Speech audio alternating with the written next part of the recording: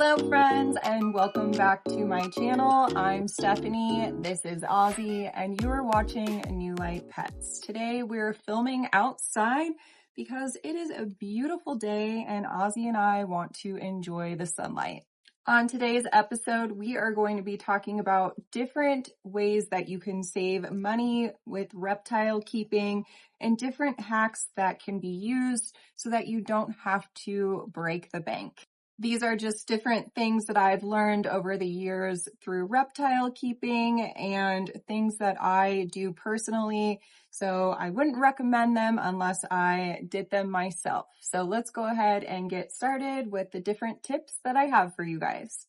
All right, so my number one and favorite tip is to gather things for your enclosures outside. So things like wood, branches, rocks, and even leaf litter you can collect from outside. Obviously, these things will need to be sterilized, and you do need to steer away from things like cedar and pine, as this can be toxic to your animals. However, I've found beautiful branches and pieces of wood outside.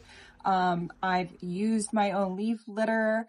And the way that you can sterilize these things is by either baking the wood at 200 degrees for about 30 minutes, or if it doesn't fit in your oven, you can use boiling hot water and vinegar to sterilize it. For your leaf litter, all you have to do is boil the leaves and then let them dry out. Same with rocks, just sterilize those the same way that you would with the wood, so with vinegar and scorching hot water. I feel like wood can just be so overpriced at places like reptile shows and reptile stores, so getting your own is just a great way to cut down on that cost. Another thing I do to cut down on costs is I frequently shop at my local hardware stores like Home Depot or Lowe's. It's a great place to get your own substrate. Things like organic natural topsoil and natural play sand can be purchased at your hardware stores and make great substrate options. If you are concerned about sanitizing those as well, you can bake your topsoil in sand as well.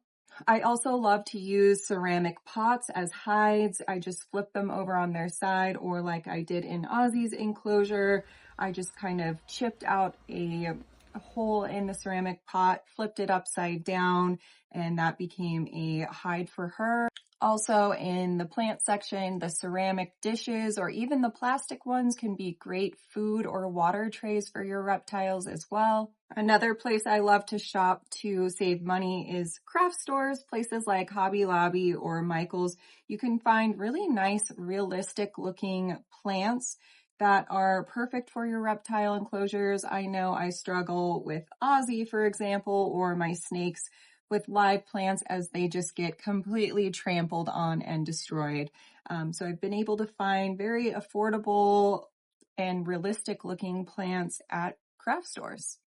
I will advise, however, that the plastic plants are going to be better than like the silk or fabric plants, as those over time in a humid environment can start to harbor bacteria. So it's more difficult to disinfect those, and it's just a better way to go for cleanliness and to avoid bacteria by just using the plastic plants. I've also seen other keepers buy really cute decoration like different vases and pots and like the little cute mushroom sculptures and stuff like that from Hobby Lobby. A lot of the time they'll have those things on sale for 40% off. So that's a great option to find cute decor for your reptile enclosures. I've also ordered a lot of products from money-saving online sources like Amazon and Temu. I will link my Amazon storefront to the description below, and you guys can see right there all the products that I've used myself and have bought off of Amazon. I just feel like I have been able to save a tremendous amount of money by going through those sources. I do like to support small businesses, and I do still shop at my local reptile shops, but sometimes in a pinch, it's convenient and cheap to buy things off of these places. Another great option to buy affordable reptile supplies is to check Facebook Marketplace, local garage sales, and Craigslist. I know I've definitely found enclosures and various items for my reptiles off of these options and for crazy cheap rates as well. There's also even the dollar store. I know they have a lot of fake plants there as well. And I've bought Tupperware there to make humid hides. So that can be another option for you as well. And I cannot advocate enough for humid hides for your tropical species, especially as a Colorado girl where it is so dry. I rely heavily on my humid hides. And it's so simple and so cheap to make them.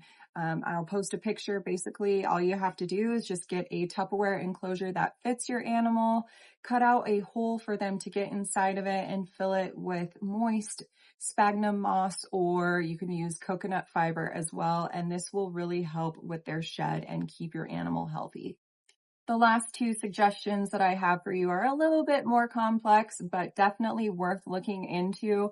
I breed my own dubia roaches, so if you have an insect-eating animal, breeding your own insects can help cut down on cost tremendously. Obviously, having a variety of feeders in their diet is important, but even if you have like one or two staple feeders that you're able to breed on your own at home, can save you a lot of money. And dubia roaches are so easy to breed. I know other people do superworms and mealworms, and there is plenty of YouTube videos out there on how to do this.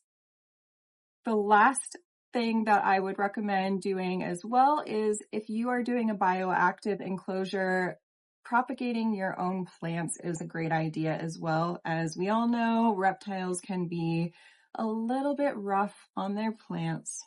Huh, Aussie girl. So I like to have backup plants on hand. Plants like pothos are generally pretty hardy and they're very, very easy to propagate.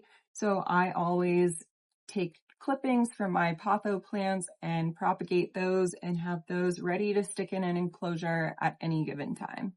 All right, guys, well, those are just a few of my personal money-saving hacks that I have learned over the years and I think are a great idea and I highly recommend. Let me know in the comments below if there's some other tips that you use for yourself that I didn't mention. I would love to hear it, and hopefully these ideas helped you out a little bit.